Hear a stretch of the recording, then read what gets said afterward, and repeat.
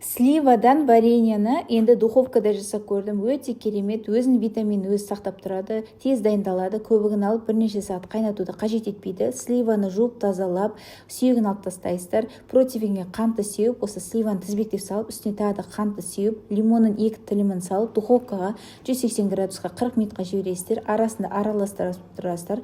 Өте керемет. Осы тарелка салып, ортасынан бөлсеңіздер белгілі болады. Дайын болғаны банкаға салып, қыста рахатын көресіздер. Өзіме алған Genome компаниясының осындай массажер пистолетін алған болатыны өте керемет. Ішінде осындай инструкция, кітап зарядкасы жүреді. Қарап отырсаңыздар, бір емес бірнеше насадкасы бар. Өзімізге өте қатты ұнады. Шаршағанға, денеге демалыс сыйлайды. Күйзеліспен аз қозғалыста өмір салтына керемет шешім. Терең вибрация толқыны бұлшықетке керемет қан айналымын жақсартады.